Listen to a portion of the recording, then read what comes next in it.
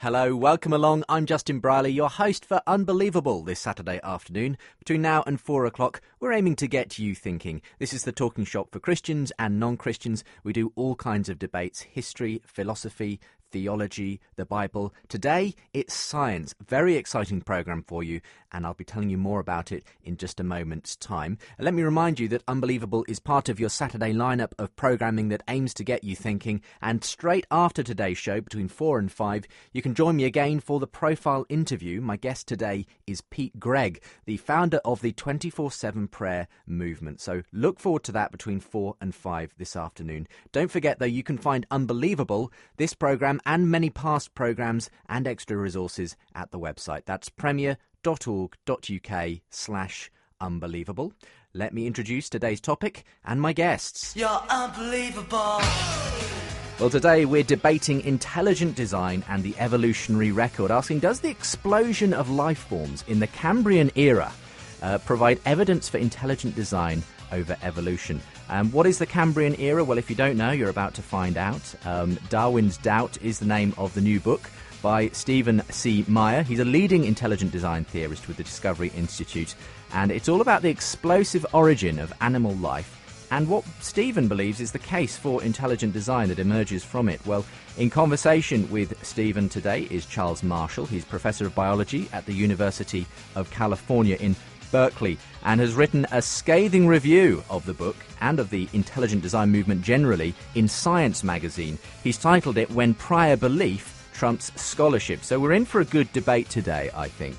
This is always an issue that has great interest, I know, to listeners. So it's good to have both of you gentlemen on the line today. Let's just briefly say hello, first of all, to Steve. Steve, thank you for joining me today. It's great to be with you, Justin. Steve, it's been a while since your last book, maybe a couple of years since Signature in the Cell. You're back with another controversial blockbuster, aren't you? We're going to find out all about it in a moment's time. Good to have you on the show today. Just a brief hello as well to Charles Marshall. Yeah, and for me as well. Okay. Charles, thank you for coming on the show today. Good morning. A pleasure to be here. Yes, well, it's morning for you, afternoon for us, but yes, right. Thank you very much for being on the show. We're going to be finding out about your views on this as well, so appreciate you joining me on the show today. Now, just a little bit different to normal on the programme today, we're actually going to be giving over the whole show to this debate. We just felt there was so much to talk about. We'll dispense just for this week with our normal feedback of your views at the end of the show. So in the first part, we're going to give plenty of time for Stephen to outline his issues and to outline the thesis of the book, really, and then for Charles to give a sort of fairly detailed response, and then we'll launch into the discussions thereafter. So, Steve, first of all, take us back to the title of this book, Darwin's Doubt. What is that actually referring to? You bet. It refers to a concern that Darwin raised about the evidential record in relation to his own theory. The doubt that he had was not so much about whether his theory was true, but whether it could explain a particular class of evidence known as the Cambrian explosion. And the Cambrian explosion refers to an event in the history of life when we find a discontinuous or abrupt appearance of the first major groups of animals. And Darwin was aware of this in his time, and what the book does, in fact, he acknowledged that this was it posed, as he put it, a valid objection to the views here entertained. He, of course, expected that the fossil record would show the gradual emergence of complex animal life from simpler pre-existent forms. And he also expected that the mechanism of natural selection acting on random variation would work very slowly and gradually on small incremental variations. He realized that if the variations from one generation to the next were too large, they would cause deformities and the resulting organisms would die and terminate the evolutionary process. So he envisioned a very slow, gradual process producing complexity. And yet the fossil record and the Cambrian period attests to this very abrupt appearance.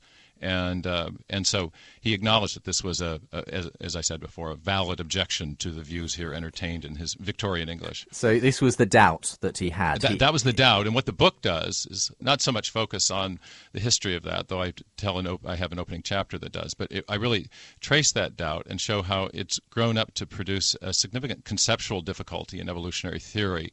Not just about the missing fossils, but also a problem. In fact, I look at two mysteries in the book. The first is the problem of the missing fossils, the missing ancestral forms that were expected on Darwin's view. But I also look at what I think is the more profound and significant difficulty, which is the difficulty of macroevolution, or putting it in slightly engineering terms or bioengineering terms. It's the question of how would the evolutionary process build these complex animals? It's essentially the question of what caused these things to come into existence. And this is treading fairly different ground in a way to what you did in Signature in the Cell, which is all about origin of life and how did, before any kind of evolutionary process kicks in, where did this information that started it all off come from? It's linked, but a little bit of a different sort of scope. Yeah, there's a connection, because in the second part of the book, which is really begins to outline the main argument of the book, I describe the informational requirements of building a Cambrian animal.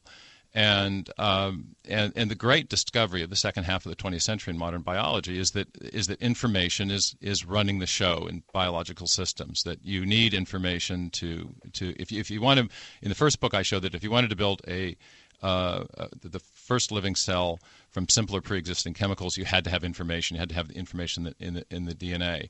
But the same thing is true at the higher level. If you want to build new forms of life from simpler pre-existing forms of life, there are informational requirements, and so since Watson and Crick, since their Crick's famed sequence hypothesis, in which he proposed that the four chemical bases along the spine of the DNA molecule are actually functioning like alphabetic characters in a written language or digital characters in a section of machine code, we've realized that at the very least, we need this digital information to build the proteins that are in turn necessary to build specific cell types, which are in turn necessary to various tissues and organs and finally body plans. When we get to the Cambrian period, what we have arising are novel body plans. But you can't build a body plan without at least genetic information. And I show in the book that there are other forms of information in living systems as well, forms that are now being called epigenetic information by people in developmental biology.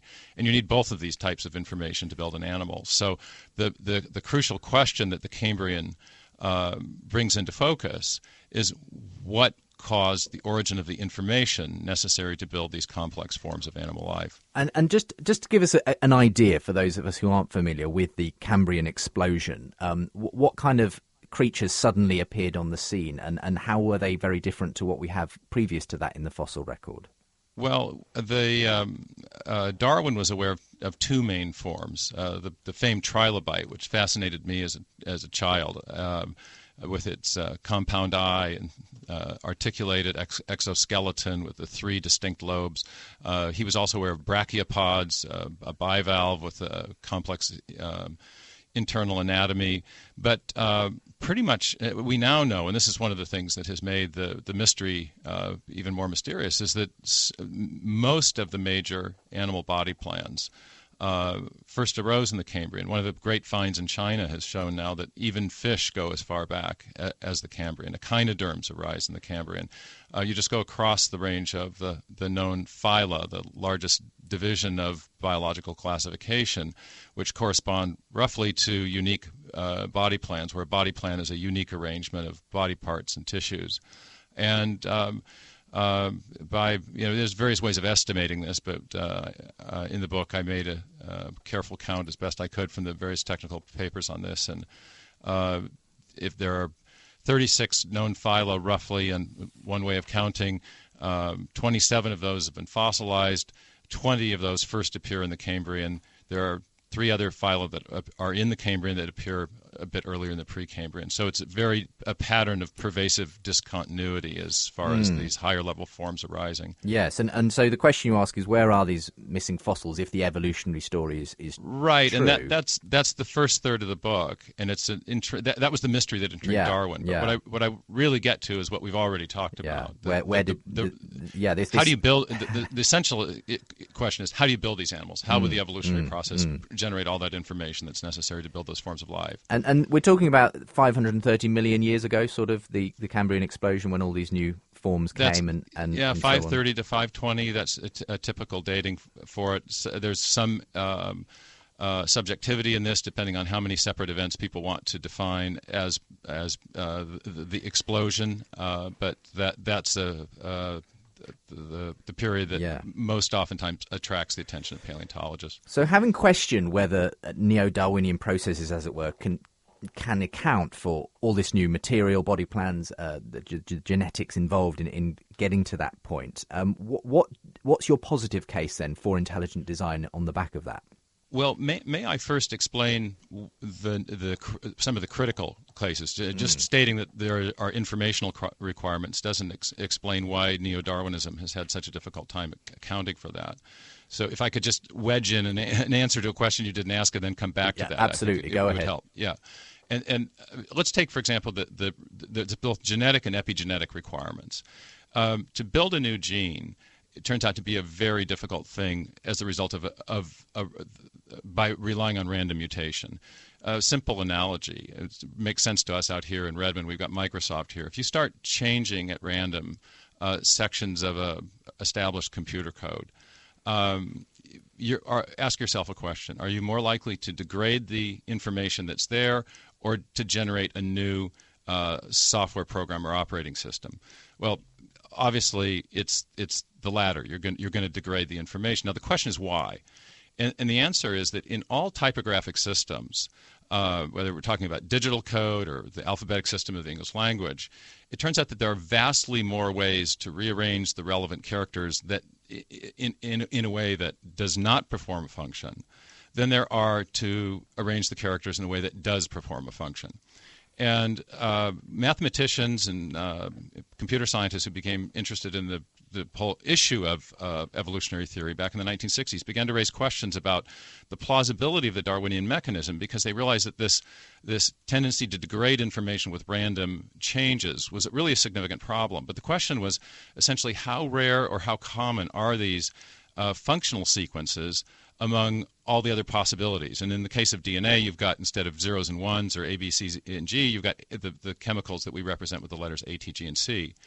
And it turns out that the functional sequences of bases in a DNA molecule, or the functional arrangements of amino acids in a protein, are fantastically rare.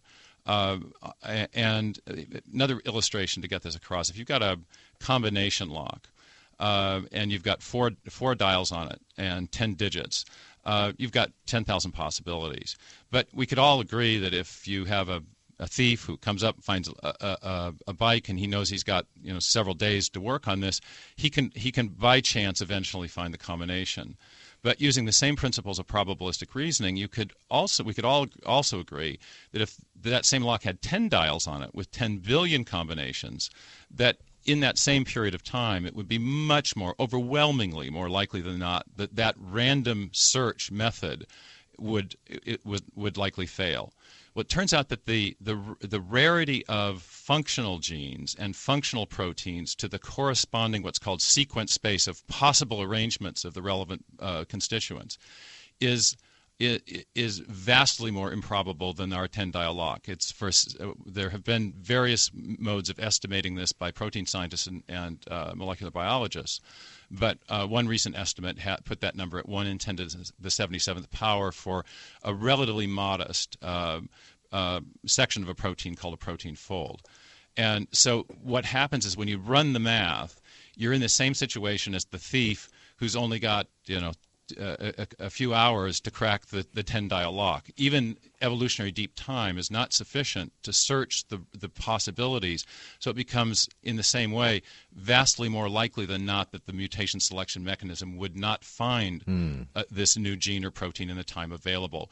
And if the mechanism is more likely to fail, vastly, overwhelmingly more likely to fail, then the hypothesis that that's how it was done is also more likely to be false. And so that's the bottom line there, is that the mutation selection mechanism is not an adequate mechanism for generating the information that's necessary to build, just to service the proteins, let alone the higher level stuff.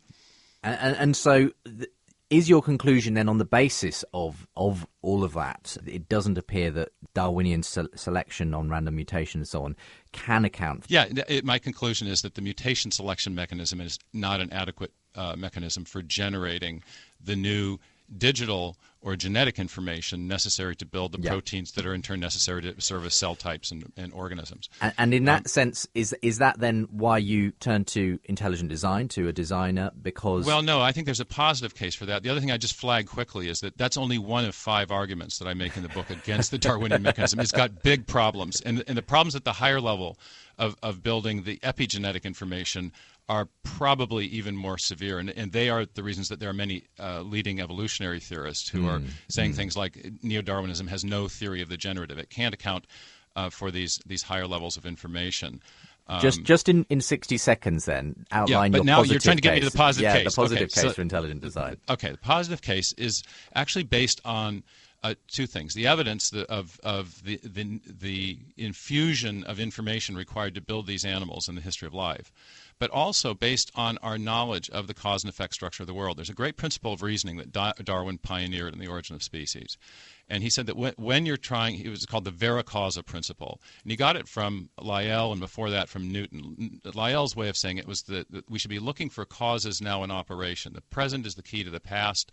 What we see producing certain, if we want to explain an event in the remote past, we should look for a cause that we know is capable of producing the effect in question.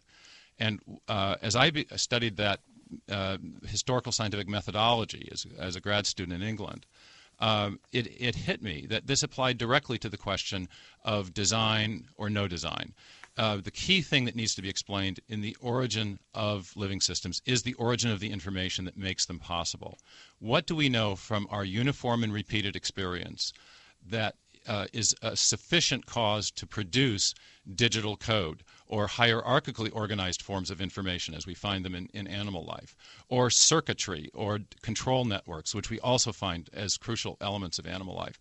All these features that make life so phenomenally interesting and complex are also things that we know arise from one and only one type of cause in our experience of the cause and effect structure of the world, and that cause is intelligence.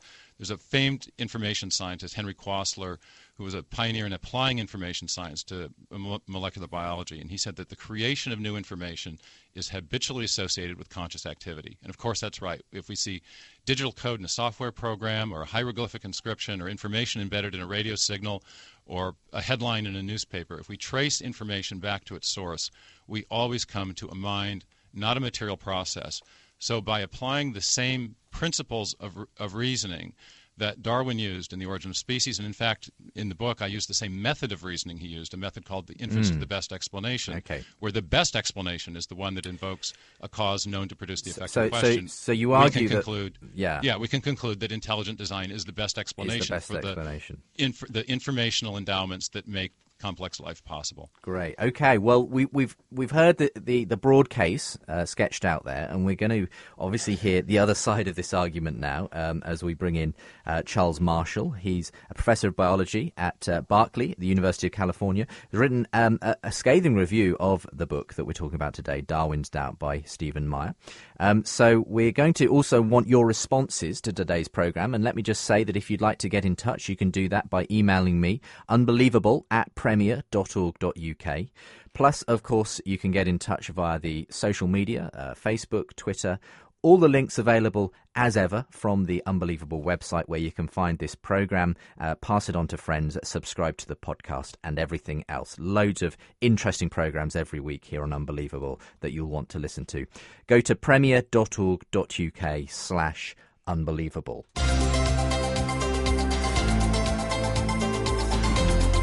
Unbelievable with Justin Brierley. Okay, time to hear the other side of today's argument. Charles Marshall joins me now on the line. Charles, thank you for being with me today.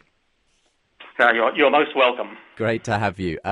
Just very briefly, would you like to sketch out your background and how you sort of have come to the position you hold at Berkeley? You mean in a professional sense or an intellectual sense? Well, are they mutually exclusive? Yes, both, if you would. So myself, I think, somewhat like Stephen, actually, I've been fascinated by how the universe unfolds, the way it structures. It's captured my imagination as a young child. My training, in fact, following that was in physics, mathematics, physical chemistry, modern history, zoology, and paleontology. I felt that it was important to have a fairly comprehensive grasp of the sciences and the humanities if we are, in fact, going to understand very hard and very interesting problems. So my bachelor's degree was in physics and mathematics, and then always paleontology, and then I felt that molecular biology was going to be key to understanding, something that Darwin knew nothing of in his day, and that we really need to understand and inject our knowledge of molecular biology and developmental biology into our evolutionary understanding if we're going to understand in more detail how life unfolded in space and in time. And so I engaged in both molecular work, both as a grad student and then as a postdoc. And then I worked my way through jobs to my current position here at the University of California, Berkeley. Sure. Well, let's talk about the review, because you reviewed for Science magazine Darwin's Doubt. It appears to me that you object to both the way the science is represented and to the overall project of the intelligent design movement. Yeah, so let's start. I think where Stephen started with the Cambrian explosion itself, and so I'm going to jump somewhere slightly different to start off with. In Newton's day, one of the greats, buried next to Darwin in Westminster Abbey, we did not know about radioactivity, fusion, fission, and so it was difficult to understand where the energy of the sun came from. And so it would be easy at that point to say, look, we have no known mechanism at this point in time to explain the origin of the sun's energy. Would be exacerbated much worse if we actually knew how old the universe was. And one could then stop at that point and say, well, there's some sort of external agency to the universe that's feeding it, that there's no other option. Now, if you trust the process of science, trust our ability through persistent commitment, then eventually we discover things that now make the apparently nonsensible sensible. I take you back to Plato, of course, where the sensible is the world of cause and effect. And so I've been interested in the question of whether or not we're fundamentally missing something in the Cambrian explosion. It's happened a long time ago, 500 million years. The evidence is a little thin because it's 500 million years old. We don't have living organisms from that particular point in time. And so I've always been keen to read people who come from outside of the scientific tradition, because sometimes when people have alternative commitments, sometimes they hit upon weaknesses in the thinking internally because we get blind to things that we're just used to seeing every day. So I've been following the sort of the creationist in its previous incarnations, now intelligent design literature, in the hopes that maybe they point to something that's just fundamentally like, wow, we really can't solve that problem, and we've been blind to it because we just get used to the way we think about things. So I was very interested in reading Stephen's book for that matter.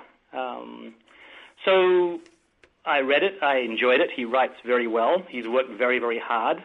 But as I got through the book, I found myself struck by the fact that the model that he espouses for the Cambrian explosion is kind of a 1980s model of the way genes operate.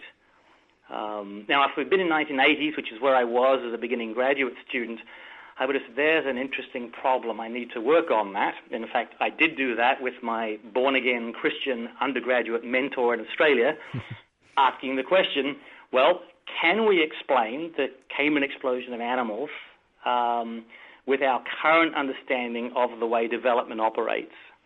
So we've made an enormous progress since those 1980s. And the key thing that was, in my opinion, missed in Stephen's book, I mean, he discusses it but dismisses it, is that when I was a lad, the 70s and 80s, we were fundamentally taught that the new body plans had to be built with new genes.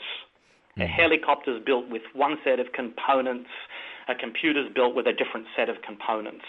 And so every new animal body plan had to be built with a completely different set of genes. And it seemed rather spectacular and amazing that all of those genes would be invented simultaneously across many, many lineages simultaneously. So that's sort of the invention of genetic information sort of argument. Through a whole series of revolutions, many of them winning Nobel Prizes, many of them having very, very deep implications for the health sciences, for understanding of our own biology, it becomes apparent that the number of genes required to make animals is modest, in the order of 10,000. The genes that are critical to morphology, just 1,000 or so, for hardly any of them. And then staggeringly, that the animals all use essentially the same genes, just deployed slightly differently. We have the same genes that set the developmental programs for making eyes. We share the same genes for making our front ends from our back ends, our upside from our downside. And all of a sudden you go, wow, there isn't anything like the need for massive genic evolution to understand the Cambrian explosion as one might have envisioned in the 1970s, 80s, and well before that in Darwin's day. And so I felt a little frustrated because I actually discussed this in a review that I wrote in 2006, summarizing and integrating some of this information. And you know, Stephen's, the first third of his book, I mean, I really enjoyed reading it, and it's good scholarship, and it looks like good science. Well, it's a description, it's not really science, a description of the science. And then I found that I outline these arguments, and it's completely missed in the book. The whole emphasis of the book is centered around the origins of brand new genes to explain the Cambrian explosion.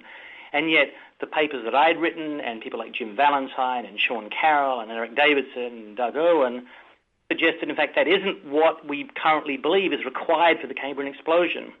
So I'm not sure scathing is the right word. I mean, if you view it as scathing, well, then fair enough. But just speaking as someone committed to understanding the Cambrian explosion, I found myself disappointed that the arguments that were made in the papers that he cited weren't the ones that he confronted directly. He confronted a different set of problems that I think hark back to an older age. And I attributed it, and it's always dangerous to attribute things to people you don't know, to the fact that he's not a biologist, he's a philosopher, and it's very, very hard to keep up with the fire hydrant of new conceptual data that's coming in. We're going to have to take a quick break, and we've heard both sides sketched out to some degree. I will let you come back just briefly as well, because I want to ask you about your general concern that you outline in that review there, Charles, that this is essentially sophisticated God of the Gaps approach, is what it boils down to. But we'll do that in a moment's time, and of course Stephen will respond. We're talking about intelligent design on the programme, not something we've covered in a little while, but certainly has come back into the headlines with the release of Darwin's Doubt earlier this year by Stephen Meyer. It's all about the origins of animal life in the Cambrian explosion, as it's sometimes called, and whether it lends evidence to the case for intelligent design over evolution. And I'm joined by the author, Stephen Meyer, on the line from Seattle today. Charles Marshall is in California, and he's a biology professor at Berkeley University there, and he's talking about his views on this whole area and his response to Stephen Meyer. So come back in a moment's time for more here on the programme that aims to get you thinking. Unbelievable.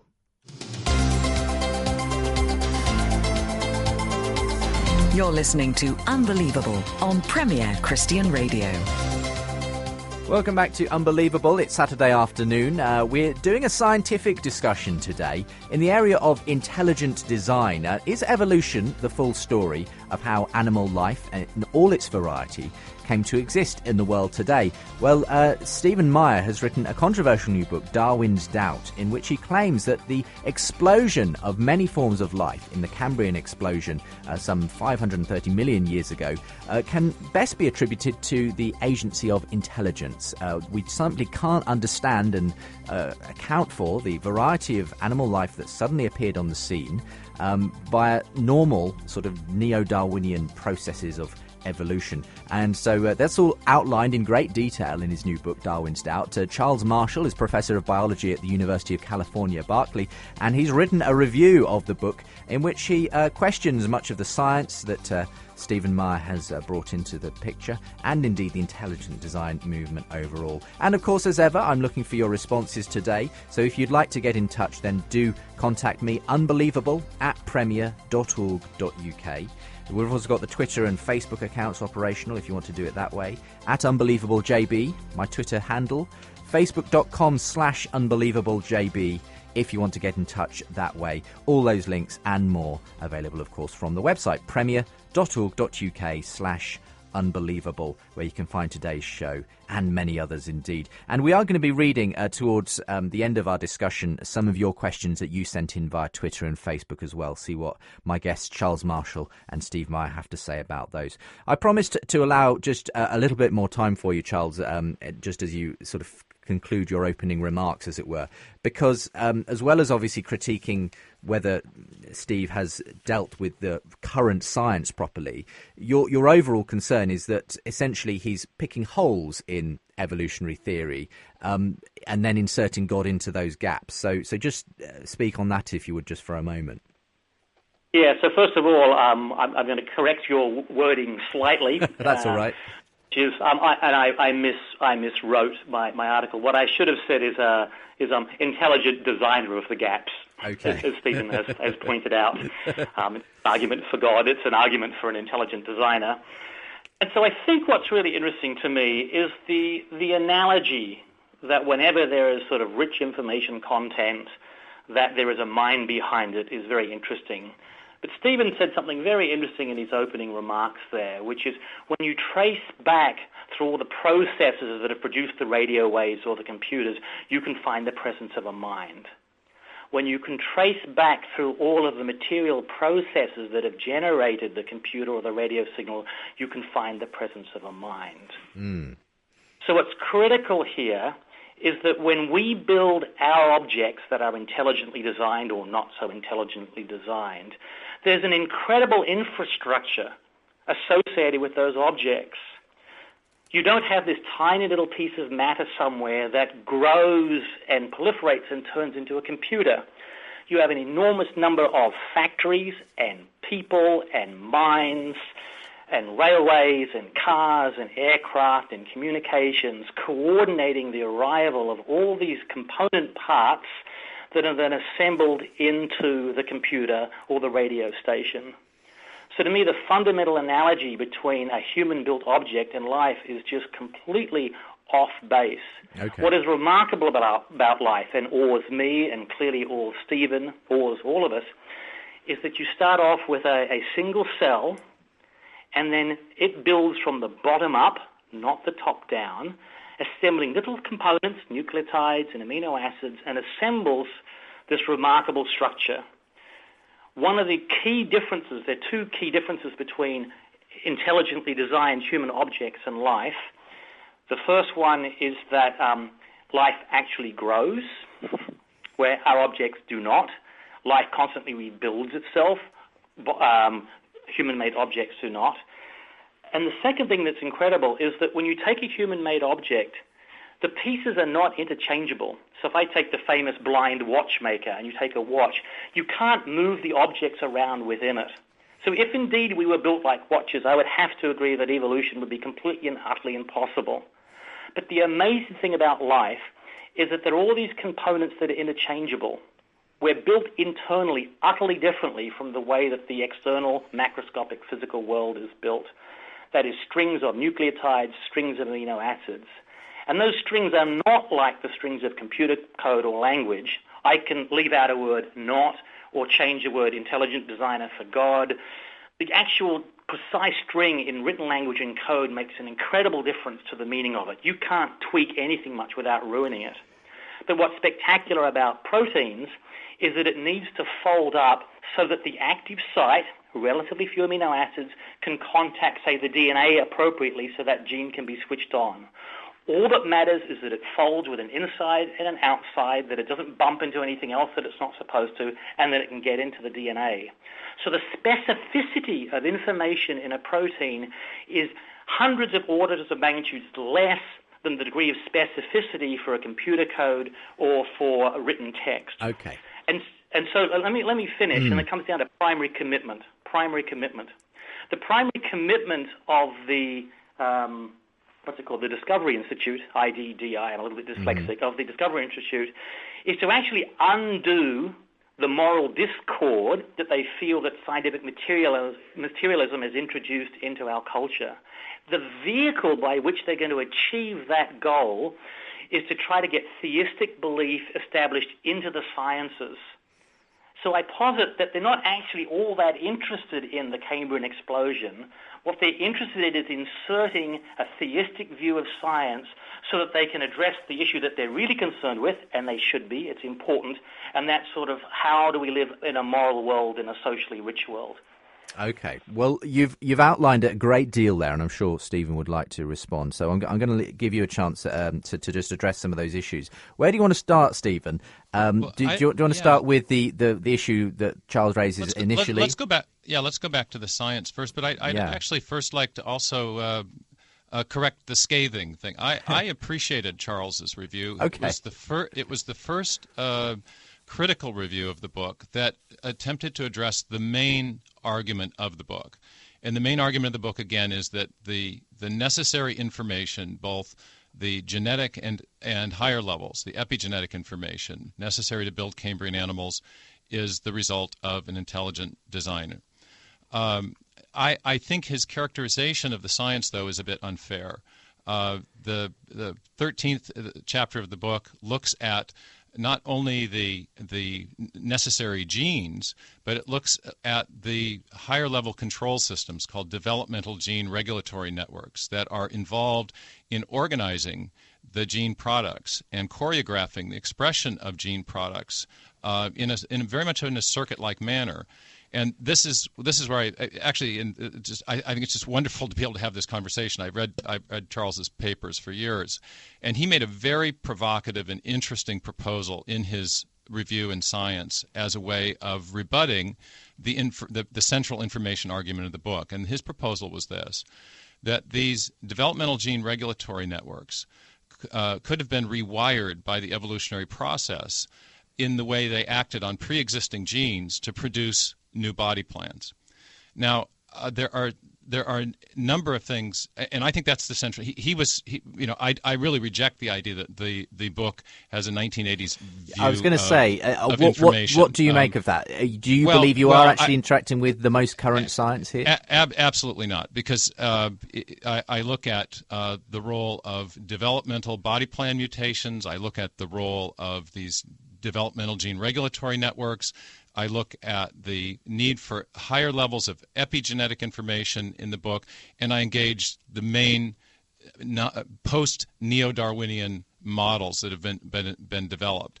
Having said that, I love the proposal he made because it's direct and it's specific and it's right on point. So let me address that, because I think it's very important in advancing a really constructive conversation here. And if you can try and keep the science at a level where hopefully we can all more or less understand what you say. Do my best. What Professor Marshall proposes is that there was this pre-adapted genome, maybe as far back as the Precambrian, that had these genes that tell other genes what to do, the regulatory genes. And then he acknowledges that there was also, in addition, a need for gene novelties, which is to say new genes that make the basic distinctive parts of the new animals.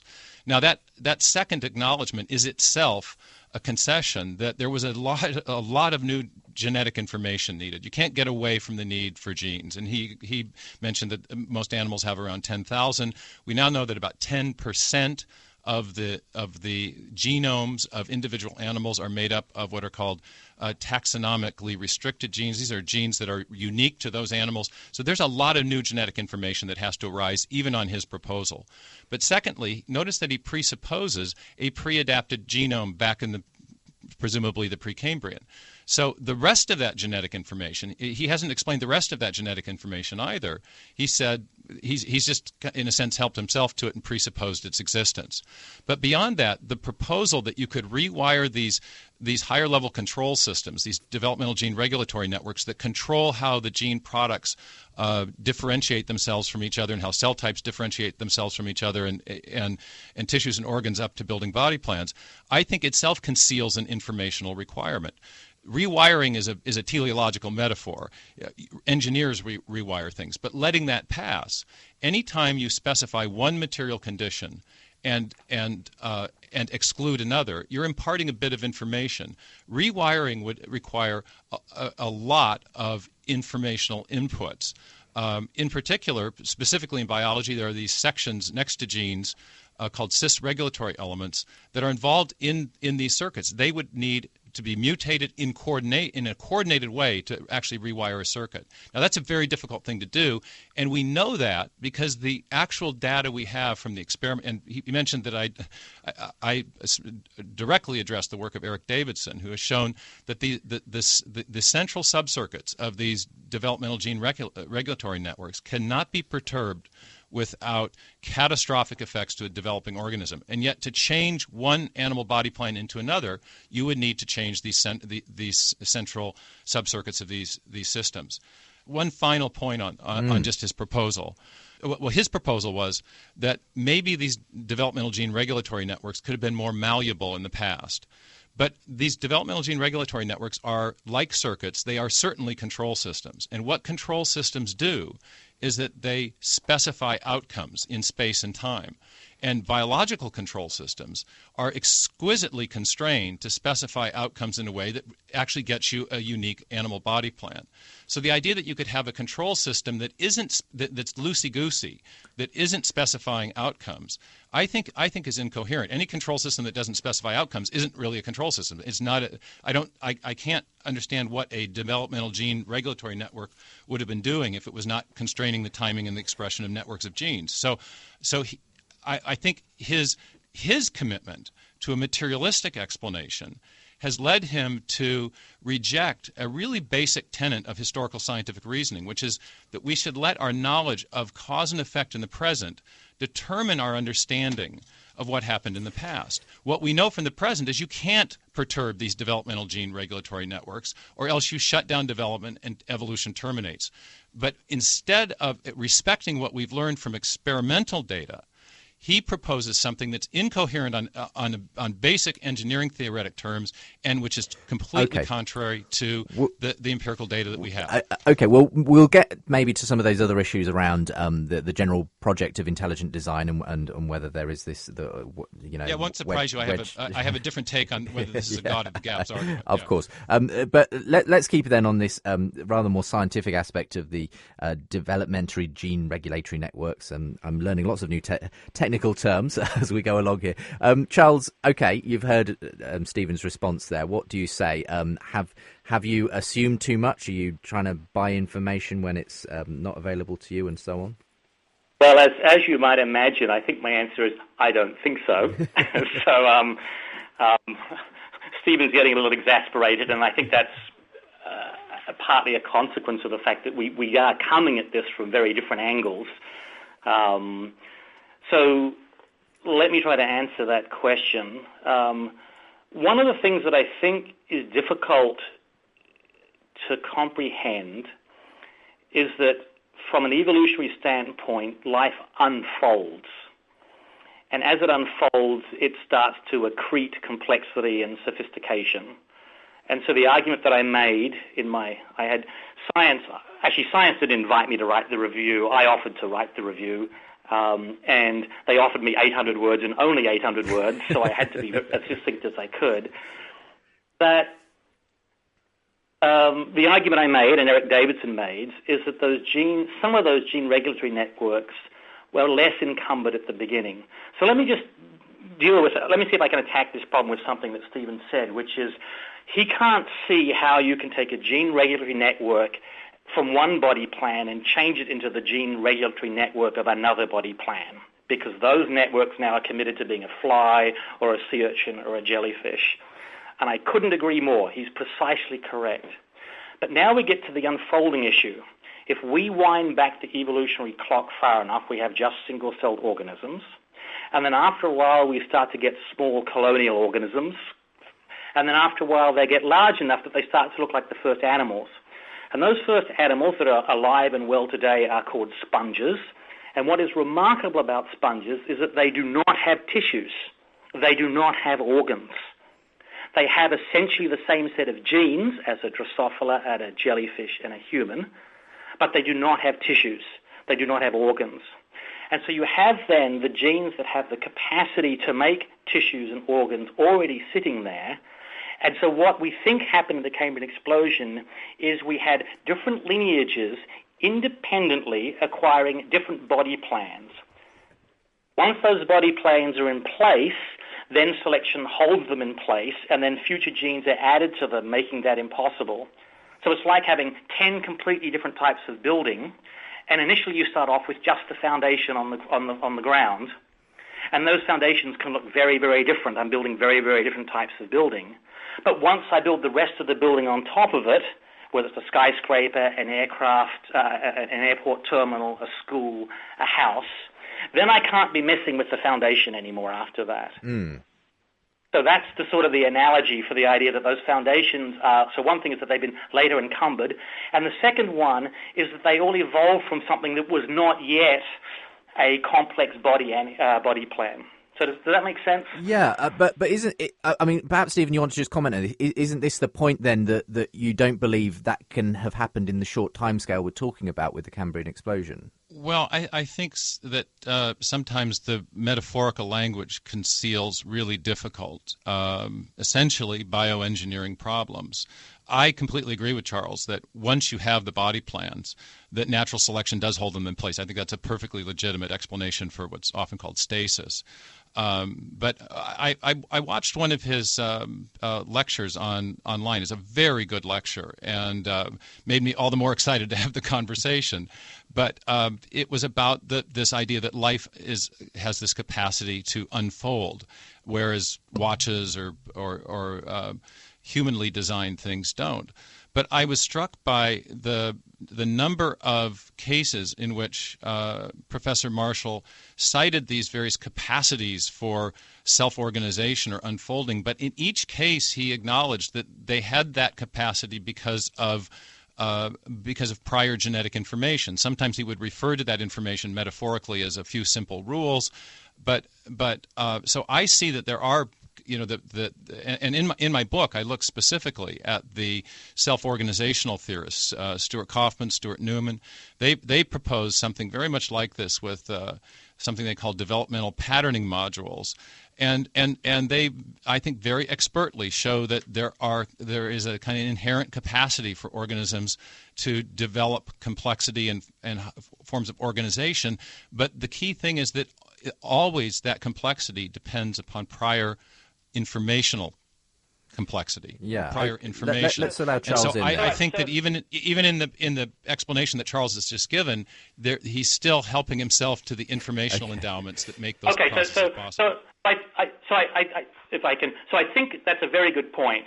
And so what I'd like to note, there's a subtle shift in grounds, and I'm not trying to deny the point that Stephen just made, is that in his book, which I read, the emphasis was on the creation of the new genetic information, and he placed that at the time of the Cambrian explosion.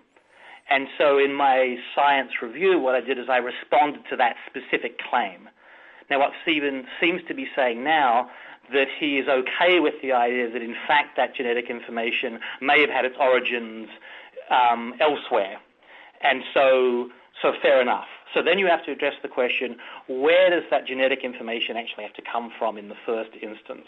And I think that's a very important and critical point. And so it's less to do now with the Cambrian explosion per se. It's less to do with Darwin's doubt and the sudden emergence of fossils at the base of the Cambrian. It's more to do now with where does the genetic information and the epigenetic information come from that makes animals, organisms, plants. And so I think that's a very, very important point.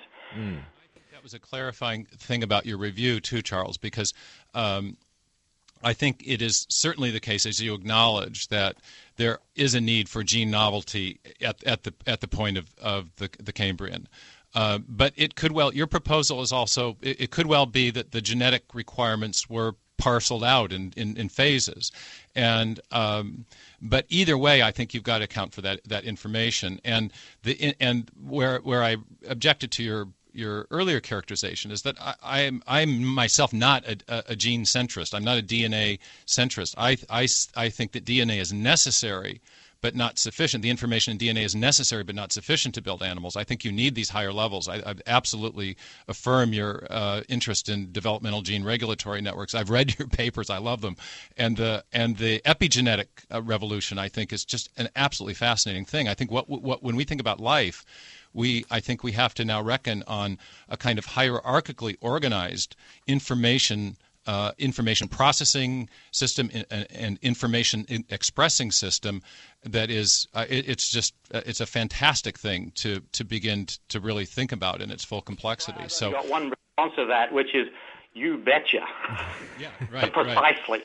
Right. And so I think, as a graduate student, one of my so half my PhD was molecular biology and half of it was paleontology, and my molecular biology mentors made the argument over and over again that the organizing principle for life is actually the cell, and it's the cytoplasm that sort of controls the way in which the DNA is manipulated, expressed, packaged, unpackaged, replicated. And of course then cells make organs and tissues and organisms. So the central organizing principle of life is in fact at the level of the cell. It isn't at the level of the DNA, and that's just a common misunderstanding in popular biology because DNA is easy to understand. So then coming to this issue of sort of genic evolution, where does the information come from? So energy flows onto the Earth's surface at a unbelievably steady and continuous rate. And the second law of thermodynamics actually tells us that in energy flow situations that there's increased order and material cycles.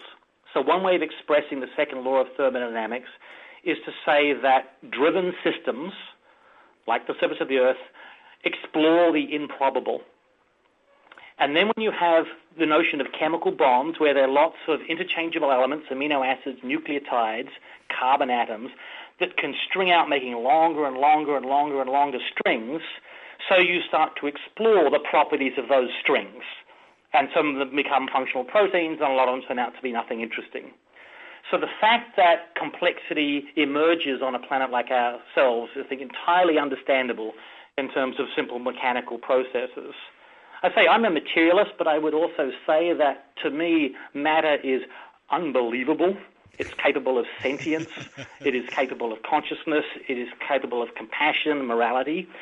So some of the characterizations that I've seen in my review from the Discovery Institute sort of paint me as a materialist who thinks there's none of these things. So that's a different debate. So now let's get to this issue of Ax. I don't know how to pronounce it, Stephen. What's his last name? How do I pronounce it? Let's allow Steve just to jump in quickly, and then we're going to go to a break in about 2 minutes. So yeah, quick I response. think this second law thing is really important. There is a branch of thermodynamics called non-equilibrium thermodynamics that looks at what happens when you pump energy through a system. I wrote about it extensively in my first book because it was a popular proposal for explaining the origin of the information necessary to build the first living cell in the origin of life debate. People like Prigogine are important figures. But I think most origin of life researchers have rejected that idea that you can get information from the order through a system, because all of the examples of energy flowing through a system producing order are producing symmetric, redundant order, simple patterns, spiral wave currents, convection currents, that sort of thing. The kind of order you get when you drain the bathtub and you get a swirl. The kind of order we have in biology is not really, it shouldn't be called order in thermodynamic terms. It's called complexity, or better term is specified complexity or functional information. Information and order, there's a conflation of two concepts there. Energy, I used to have an illustration to get this across to students. I had this big two plastic Coke bottles that had been put together with a little fastening device, and inside was blue liquid with nice little sparkles. And if you put energy into that closed system by moving it in a circular motion, it would create a nice, beautiful vortex, order. But those little sparkles didn't spell anything. You don't get information and order aren't the same thing. So I don't think that's a legitimate explanation for the origin of information. I go into that in a great deal of detail in Signature in the Cell. We're going to have to just take another quick break. When we come back, despite the fact that I'm sure there's much more we could speak of in terms of the science and so on, I would like to go to some of the questions we've had in as well, to both of you in equal measure, from our Twitter and Facebook users. So we're listening to two experts in their field discuss the case for intelligent design and evolution and the Cambrian explosion. It's all to do with Darwin's Doubt, the new book by Stephen Meyer, a leading intelligent design theorist with the Discovery Institute. Charles Marshall is his critic. Perhaps it's not a scathing review, and perhaps I shouldn't have called it that at the outset of the programme, but he's certainly written a review questioning the way Steve has handled the science in terms of this whole area, and indeed questioning the motives of organisations like the Discovery Institute. So come back in a moment's time as we continue this fascinating discussion on the science of the Cambrian explosion. Where did all those new animals come from? Was it the result of intelligent design, or can we explain it in evolutionary terms? We'll be back in a moment's time. Welcome back to the final part of Unbelievable with me, Justin Brierley. Don't forget that straight after today's programme, between 4 and 5 here on Premier Radio, you can hear my interview with Pete Greig, the founder of the 24/7 Prayer Movement. What an interesting guy. What a lot of stories he has to tell. Not just about the good things, but also some of the difficulties he's had, struggles with prayer as well.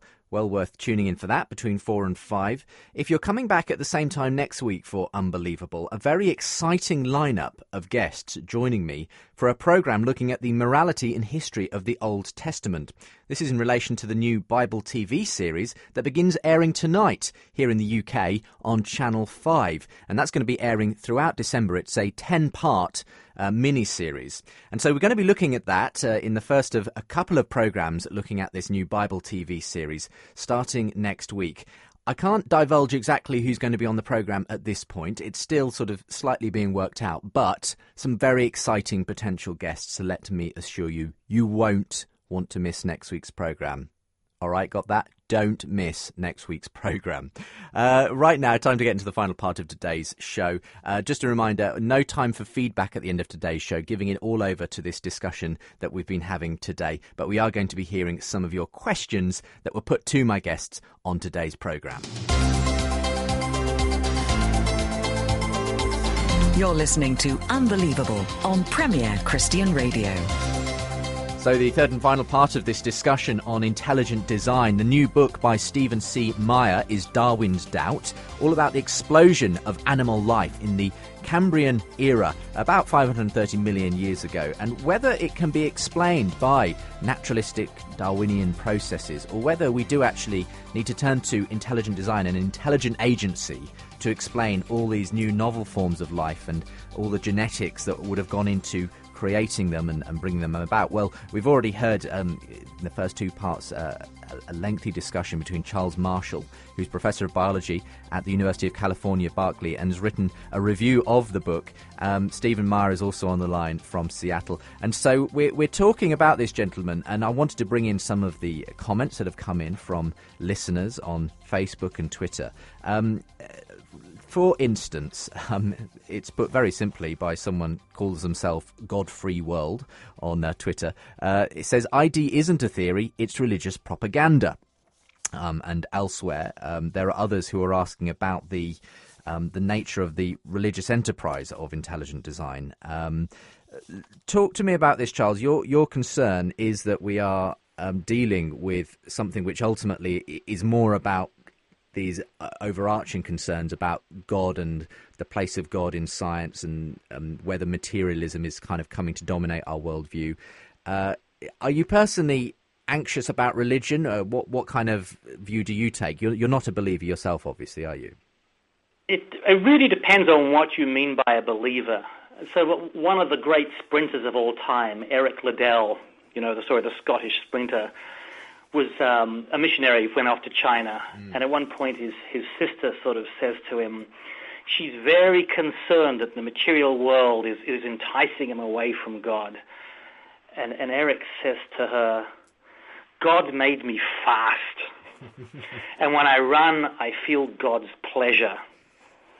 And so for me, I believe, Stephen's characterization of me is correct, that we can understand things like the Cambrian explosion, the emergence of new morphologies, through making maps. That's what science is about, making maps that are explicitly sort of spatial and temporal. We can sort of write down and understand what happened in space and time. And I find for myself, what I'm in that pursuit of knowing in that way, when I'm speaking to someone who is religious, and I don't attend formal church, I'm not formally religious, if I was speaking to someone like Eric Liddell's sister, I would say, I feel God's pleasure. Now, I'm not religious, I don't attend church, but I think that same sense of spirituality, that sense of awe of the amazing universe that we live on, is exactly the same amongst many of us scientists as it is for, I would imagine, all Christians, Hindus, etc. So the notion of spirituality, which is clearly a human capacity, that I share with I suspect, almost everybody else. Well, let's actually allow, because you just sort of spell it out earlier, let's allow Steve to respond. Well, and to your friendly call or your friendly Twitter mate as well. I think the idea that those of us who are working on intelligent design are motivated by this big cultural project and attempt to impose theocracy or religious propaganda is really an unfair characterization. I have been working on intelligent design, the ideas around this, back since the late 80s in grad school. I started thinking about it when I was a PhD student in philosophy of science at Cambridge. Prior to that, I worked as a geophysicist. I direct a program of research at the Discovery Institute with biologists in many subdisciplines. We have an independent lab that we've helped to start. And Discovery, when we were invited to join, was a pre-existing political think tank that did have an ideological orientation. It was concerned about the role of materialism in society. But people can have lots of different interests and motives. I am fascinated by the science. I always have been. One of the reasons I'm excited about the opportunity to have this conversation with Charles is that he and I are clearly have a passion for the same subject. Obviously, we have different point of view about it. But so I think it's really important, just a basic logical point. You can't critique an argument by pointing to the motive of the person arguing. That's the old genetic fallacy. And lots of people have lots of different motives: mixed, religious, anti-religious, no religious at all. But one of the motives I know of the scientists that I work with is we want to know what really happened to cause life to come into existence. That's a basic scientific question. Let me ask you. And could I just make one final point on this? There's a real important distinction between the implications of the theory of intelligent design and the foundation. And what I show in the book is that intelligent design is based on scientific evidence, and it's based on an application of the standard method of scientific reasoning that Darwin himself pioneered, the historical scientific method. So for both those reasons, it should be regarded as a scientific theory. That it may have larger implications for philosophical, worldview, metaphysical questions, we don't deny. But there is a clear distinction between the basis of the theory and the implications. And I'm not reasoning from a prior theological premise. That's the whole point of intelligent design. That's what I was on a different British radio program yesterday, and someone finally sent a question in, does he believe in creation or not, in plain English? They were frustrated because I was clearly not basing the the argument on a scriptural Well, foundation. Coming back to you, Charles, at the end of your review, you write this: Mayer's book ends with a heartwarming story of his normally fearless son losing his orientation on the impressive scree slopes that cradle the Burgess Shale, the iconic symbol of the Cambrian explosion, and his need to look back to his father for security. I was puzzled. Why the parable in a book ostensibly about philosophy and science? Then I realised that the book's subtext is to provide solace to those who feel their faith undermined by secular society and by science in particular. So you do feel there is at bottom a sort of religious sort of motivation to what Stephen is doing, despite his protestations that it's really the science he's interested in. I think the answer to that is yes, I do feel it's there. As Mark Twain said, there's always three truths. There's the truth you tell others, there's the truth you tell yourself, and then there's the real truth. And so that was, I think that statement, I hold by that statement. And my concern is, and this is my concern from a scientific standpoint, is that we often run into situations in science where we're the makers of maps. Maps are an object that we can then pass on to somebody else. And when you make a map, you often run into situations where you've got a conundrum. I don't understand how this operates or the way that operates. And so my apprehension with the intelligent design movement is there's sort of a leap in saying, well, we've got that sorted for you already. It's an intelligent designer. Some intelligent designer just did it. And that doesn't provide any help at all in terms of making a map into the unknown that helps us actually understand the universe that we live in. And in that sense, because it actually hasn't contributed anything positive yet, the English language consists of about 1 million words. 500,000 of those have come from the process of science as we make maps into the unknown. Intelligent design hasn't offered any new words yet. There isn't anything established, concrete that you can point to.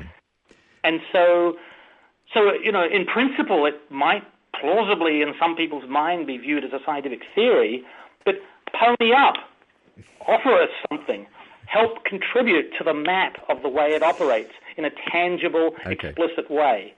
Science is about making tangible, explicit contributions. Do you want to come back on that, Stephen? Yeah, I welcome the challenge, actually. But let me first say about the two truths, or three truths. Let me give two. I'm quite willing to say that I am motivated by the scientific question, and I'm also interested in the deep intersection of the scientific questions with the philosophical questions. If intelligent design has broadly theistic implications, so be it. I think that's fascinating. There's nothing wrong with that. The founders of modern science were motivated by theistic belief. You can't refute a theory by pointing to the motivations. And I would say mine are mixed. I have both philosophical motivations and scientific motivations and theological motivations. There are staunch Darwinists who want to say that Darwin made it possible to be an intellectually fulfilled atheist. I think you have one in your country, Justin. So, yes, I think I've heard of him. I think we need to just set the question of motives aside. It's not germane to the truth of the proposition under debate. As to the map question, I completely agree. One of the things we want from scientific theories is we want them to explain the facts that we already have. We want them to have wide explanatory power. And I made the case for intelligent design based on its wide explanatory power. We also like our scientific theories to have implications for other research questions. We want them to have heuristic value. We want them to make predictions. And in the end of Signature in the Cell, I laid out 10 predictions that are made by the theory of intelligent design. And one of the predictions that we were making back in the 90s, that the neo-Darwinists specifically were not, they were making the opposite prediction, was that the non-functional regions of the genome, which they quickly dubbed to be junk because they thought the non-protein coding regions of the genome were the detritus of the leftovers of the random trial and error process of mutation and selection. We predicted that those sections of the genome would be shown to be importantly functional. We acknowledged that mutations are a real process, but we didn't think that if the genome had been designed intelligently, that the signal should be dwarfed by the noise, that the mutations, the junk. And it's been a spectacular finding of the last decade, and especially the last fall with the publication of the ENCODE project, that prediction has borne out. And we think that if you view life as a design system, rather than one that arose gradually through incremental variation, etc., there are going to be some things where there's no difference in what you would expect to see, but there will be other things that are different. In other words, you can make discriminating predictions on the basis of intelligent design. And that's what the lab Biologic is pursuing. There are many scientists around the world who are working on intelligent design. We have a growing network. And so I welcome Charles's challenge, and I think it's a valid and legitimate challenge, and that's where we intend to go. Okay, well, let quick response, Charles, and then I do want to bring another question in. Go ahead. Yeah, just saying, I mean, that's where they intend to go, so we'll go there, and then we'll talk again in terms of this issue of whether it's a science. Not there yet. Check out the journal Biocomplexity. There's a lot of really interesting stuff that's already being done in the science. I have, and it doesn't hold up in my scientific opinion. Well, I disagree with you. Yeah, that's just I know. Well, look. Here's another question for you again, Steve. What about the issue of the actual designer? I mean, Jerry Adams asks, could you explain what you think the nature of the intelligent designer is? Considering the only intelligence we know of is animal intelligence, does this mean he believes the designer to be an animal of some description? If not, what does Steve imagine the source of the intelligence to be? Someone wanting to press you a bit further on the nature of the design that you keep talking about. Who is the designer, and do you have evidence for that? Yeah, I think we know of, let's go back to the quote by Henry Quasler. He said that information is habitually associated with conscious activity. What we know as human agents is that we have consciousness. And as human agents, we also have rationality. And we know a lot about the reality of what it is to have a mind because we have them. We know that perhaps better than anything else we know indirectly by even by science, because all of our scientific knowledge is mediated through the senses. Much of it is inferentially based. So we know we have minds. We also know from our experience something of what minds can do. And one of the things that minds can do is they can generate information. They can generate code. They can generate alphabetic sequences that convey meaning and thoughts and perform functions. And so when we find artifacts in the natural world, in the world that we did not create, that we know only arise from minds of the kind that we have, we can infer that a mind possessing those capacities that we know was responsible. Now, that's what we can know scientifically. I am a theist. I have other reasons for being a theist, and I have to distinguish between what we can know scientifically through the inference to intelligent design from broader commitments that a typical Judeo-Christian would make about the nature of God and the nature of the design. Well, let me allow Charles to respond on that. And Charles, a question that I think kind of ties into this, and in terms of what Stephen has just said there, comes from Joshua on Facebook, who says, for Charles, what Maya proposes is it not just like the SETI project, i.e., the search for extraterrestrial intelligence, looking for evidence of a signal, an intelligent signal, an intelligent mind out there? Well, do you consider that project to be pseudoscientific as well? If you're saying you should only be looking for material causes, intelligence isn't allowed as a factor in the whole process?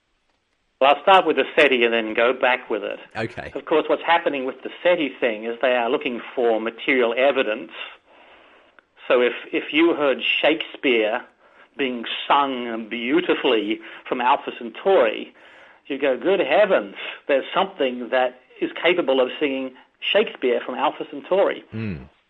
Go, wow, there it is. I recognize it because it's Shakespeare. I don't know if Shakespeare got evolved twice. I have no idea, but there it is. So I don't think there's any bearing on SETI whatsoever.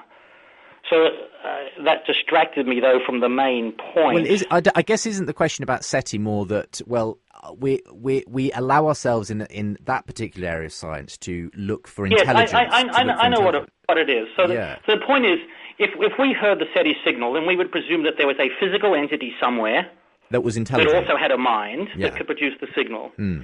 So this is where the analogy breaks down miserably with the intelligent design thing. Is yes, mind is capable of these things, but we build everything in a temporal spatial framework. Everything. So yes, consciousness and mind builds these things, but we build it. And so the question is, how can it be built? Where are the factories? What is the signature? And so, of course, it goes back to the question that your listener rang in, which is, well, does that mean that the intelligent designer is an animal? Yeah, so the question is, at some point, there has to be a corporeal body in order to do the designing if we're going to do this in a scientific way that operates in space and time. And intelligent design hasn't been able to point to any of those things whatsoever. It's just a disembodied notion of consciousness and mind. And the whole point of the Darwinian revolution, the whole point of it, which made Darwin so hesitant, was the fact that natural processes were capable of producing things that looked like, superficially, things that humans make. And as I've argued, it's only superficial. And when you get into the details, my word, they're fundamentally different. And just to follow up on that then, Matt Crump asks this, and I think it also ties in, to Charles, at what point would you accept the slightest possibility of intelligence acting to produce what we recognise as DNA, the software blueprint? Are you fundamentally closed down to any possible kind of evidence that could suggest something beyond purely material processes? That's a beautiful question. And so I want to distinguish between a little bit of the subtlety of science, and I want to use music as an example. When you think of a musician is someone who plays music. They take the sheet music and they play it. And then there are the composers who are creating the music, and they do it in a great variety of different ways. But in the end, you're judged by the sheet music that you produce that you can then, as an object, pass on to the orchestra to play. So we need to distinguish very carefully, and Stephen has done this as well, between the sheet music, the scientific understanding, the legacy which we hope to leave to future generations, and the process by which we create that object, that objective knowledge. And so for me, as an individual scientist, one of the reasons why I read Stephen's book is, well, let's see if he can make some arguments that, given my scientific understanding of genes, the Cambrian explosion, the fossil record, might lead me to think, good heavens, maybe there is a grain of truth in there. Let's see. Let's explore it. And so I'm fundamentally open to all sorts of new ideas. But you just don't believe you've seen the evidence for that. Well, Stephen, we are running short on time now, so I'd like to start to address this area with you. Intelligence. What do you first of all respond to Charles there? A couple of things. I think that what we know from experience is that minds generate information. Whether the mind that generated the DNA was embodied or not embodied is not something that we can necessarily tell. A disembodied mind is something, if we think of God as spirit, it's certainly a plausible concept. But I'm not trying to argue for God's existence. I'm arguing for a mind. The attributes that provide the causal attributes, the capacities that minds have, it's not my fingernails or my physical substrate. There's something about a mind that the reason that we have the capacity to imagine, to envision things in the future that aren't yet, imagination, all these endowments that we have as minds are things that are very difficult to attribute to a material substrate. But maybe the mind was embodied, maybe it wasn't. What from the science we can tell is that we are seeing evidence, namely information-rich structures that we know from experience only arise from intelligence. If you go into the British Museum and you look at the Rosetta Stone, you said, "Gee, isn't it wonderful what wind and erosion produced?" We would think that person daft. But and this is where I think your questioner's question is so apt. We do recognize the attributes of intelligence in many other fields of discourse. In archaeology, the SETI research program is a good example. Information is taken to be a distinctive hallmark of intelligent activity in all these other realms of experience. But in biology, we say, no, we can't go there. And I think this is where I think Charles is actually revealing that he has some deeper metaphysical commitments of his own.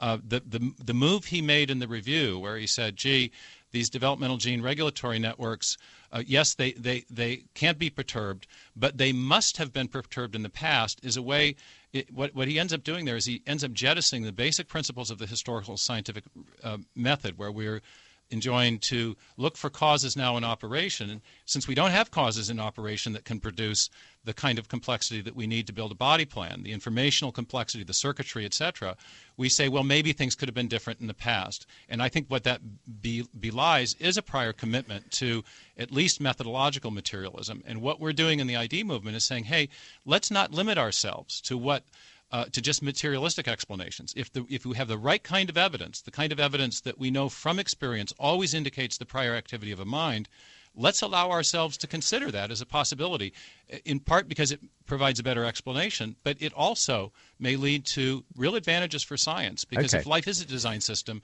it's going to look different. It will lead to different experiments. You claim there's a contention there from Stephen that you're saying it could have been different in the past. In fact, I sometimes hear that sort of criticism leveled at young Earth creationists who use an argument. Well, we don't know what it was like, back in, further back when perhaps the decay rates were different and all the rest of it. Same kind of criticism being directed at you there, Charles. What do you respond? Are you jettisoning, as he says, these rules of modern rules of science and so on? Yeah, well, I'm going to go back. He's got things historically wrong, which is a little unfortunate, and he's also, as a non-scientist, misunderstands the process. We're the composers. The process by which we compose is difficult to understand because each of us do it individually, differently, with different motives, different backgrounds, theistic, non-theistic, Christian, non-Christian. We don't really have rules which we have to adhere to like a lawyer to establish reliable maps into the past or into the future or describing the present. James Hutton is the one who established in the geological sciences of which Darwin was trained the principle of uniformitarianism that says that the processes that operate in today are key to understanding the processes that operated in the past. And so, as I've indicated, life is an unfolding. If you take a chick egg, it starts off as a single cell and finishes up this remarkable object, a chicken. So it unfolds. And so the things that you can perturb early are different from the things that you can perturb late. So there isn't a single scientist that I'm aware of that doesn't think that as life unfolds from things where there are no multicellular organisms, that the rules of direct interaction and interaction are going to be different. So I've already dealt with this earlier in this conversation. It is completely bogus to say that if I try to manipulate the gene regulatory network that's the heart of a body plan of an existing phylum, that has any bearing on what gene regulatory networks were capable of doing before there were established body plans. End of story. Okay. So it's very, very frustrating. So we have a clash of ships crossing in the dark, where I have a temporal view that unfolds. Okay, quick word from Stephen, and we'll start to wrap things up. What I'm saying is that the primary epistemological commitment of the historical scientist is to allow what we know best to tell us about what we're going to infer about the past. Nature tells us that you can't perturb the central control elements of DGRNs. But since we know those systems, but you're saying since we know those systems, you, Charles, are saying since they have to be malleable to build new body plans, then they must have been malleable in the past, even though the experimental evidence says the opposite. I'm seeing this in a lot of evolutionary writing, and people even saying I'm an evolutionary non-uniformitarian, jettisoning what we know best in order to preserve a speculative hypothesis about the past. And I think that's got things backwards. And I think that's actually a tacit admission, especially in the case with the DGRNs, that nature, and specifically biological systems, aren't behaving as they would need to behave for macroevolutionary theory to be plausible. Well, we are going to have to start to draw it to a close. Charles, do you want to just, in a very quick nutshell, draw up how you feel at the end of this wide-ranging debate today? Well, in some respects, I think we are, in fact, where we were at the beginning, which is Stephen has written his book, and I've written my review. It's not a book length because I didn't write a book length review. That we have different starting points from both what constitutes explanation, what the social nature of science is, and I disagree completely with Stephen with his characterization of my argument. And so the frustration I have is that rather than pursuing the leads, he's satisfied to stop. And so I'm going to finish up with a last little example.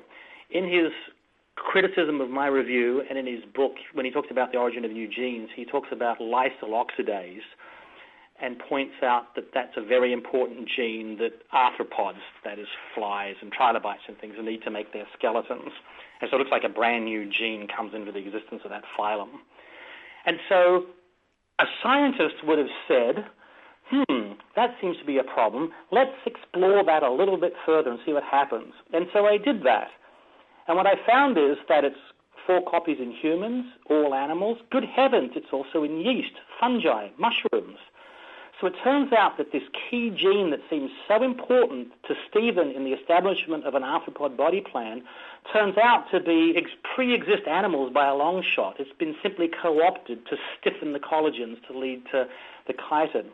And so then you get an amazing insight. Wow, I see. A lot of things that make us different are actually just different tweakings of things that are common for all the different organisms. Isn't that incredible, the commonality of all the diverse life we have? That's an insight, a valuable insight.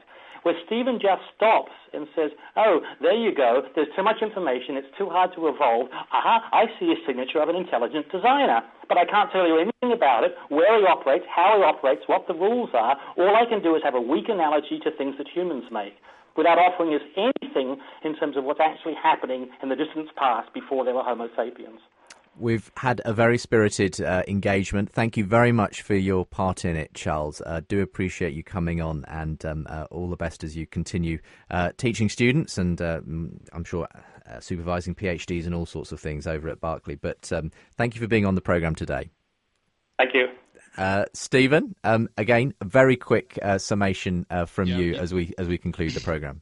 You bet. I think Charles took my use of that protein out of context. I was simply showing that the organisms have parts lists, and the parts lists have to be built by proteins. And I acknowledge that if he wants to push the problem of the origin of information back into the Precambrian, he's free to do that, but that is not solving the problem. That's just begging the question. Notice the question that he didn't answer, which is what is the origin of the genetic information necessary to build that protein? Some proteins, he acknowledges, arise with the Cambrian animals. That's why he talks about the need for genetic novelties. Some, he says, must have pre-existed them in this pre-adapted Precambrian gene set. And that, I think, is the fundamental scientific issue. What is the origin of genetic information? He doesn't really answer that question. He just presupposes but doesn't explain 2 sources of information, and the information that arises in the Cambrian and in the Precambrian. I want to say that information problem, which is unsolved within a materialistic framework, has a ready and obvious solution because of what we know from experience about what it takes to generate information, and that's intelligent design. All right. Thank you very much for being with me on the programme today. Don't forget, if you want to find out more about the book, well, of course, you can go online and order it. And I'm, of course, going to link as well to Charles's review and other things as well from the website of the programme today. In the meantime, thank you very much both to Charles Marshall and to Stephen Mayer for being my guests on this programme today discussing intelligent design. You're unbelievable. If you want to check out the show online, as ever, go to the website premier.org.uk/unbelievable. You can find this show, download many past shows, subscribe to the podcast, and much more. And don't forget, of course, you can also interact via our Facebook and Twitter accounts at UnbelievableJB. To follow me on Facebook, facebook.com/UnbelievableJB, if you want to like the page and get regular updates. Thanks for listening to today's programme. Look forward to hearing your responses as well. You can email unbelievable@premier.org.uk. Coming up next week on the show, an exciting lineup of guests discussing the morality and history of the Old Testament. It's all because of the new Bible TV series, which begins airing tonight on Channel 5 here in the UK and throughout the rest of December. Well, I can't tell you at this point exactly who'll be with me, but I can assure you it's looking like an absolutely stonking show. So I hope you'll come back for that same time next week between 2:30 and 4 and online at premier.org.uk/unbelievable. If you're staying here on Premier Christian Radio, I'm going to be talking to Pete Gregg, the founder of the 24/7 Prayer Movement.